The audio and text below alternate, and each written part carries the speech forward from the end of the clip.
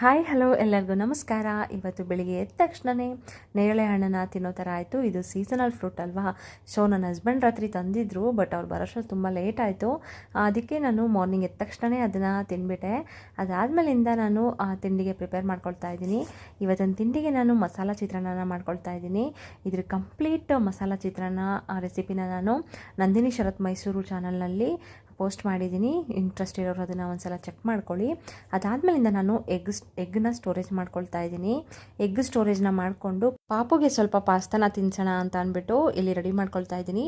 ನಾನಿಲ್ಲಿ ಚೀಸ್ ಪಾಸ್ತಾನ ತೊಗೊಂಡು ಬಂದಿದ್ದೆ ಪ್ಯಾಕೆಟ್ನ. ಇದು ಮ್ಯಾಗಿ ಎಲ್ಲ ಇರುತ್ತೆ ನೋಡಿ, ಮ್ಯಾಗಿ ಒಳಗಡೆ ಮಸಾಲ ಎಲ್ಲ ಕೊಟ್ಟಿರ್ತಾರಲ್ಲ ಪೌಡರು, ಅದೇ ಥರ ಕೊಟ್ಟಿದ್ರು. ಅದನ್ನು ಹಾಕಿಬಿಟ್ಟು ನಾನು ಜಸ್ಟ್ ಒಂದು ಗ್ಲಾಸ್ ನೀರು ಹಾಕ್ಬಿಟ್ಟು ಅದರೊಳಗಡೆ ಆ ಪೌಡರ್ನ ಹಾಕಿಬಿಟ್ಟು ಆಮೇಲೆ ಪಾಸ್ತಾನ ಹಾಕ್ಬಿಟ್ಟು ಒಂದು 5 ಮಿನಿಟ್ಸ್ ಅದನ್ನು ಬೇಯಿಸ್ಕೊಂಡೆ. ಪಾಪುನೂ ಅಷ್ಟೇ ತುಂಬ ಇಷ್ಟಪಟ್ಟು ತಿಂದ. ಇದಾಗಿತ್ತು ಇವತ್ತಿನ ಮಿನಿ ವ್ಲಾಗ್. ಬಾಯ್ ಬಾಯ್, ಟೇಕ್ ಕೇರ್.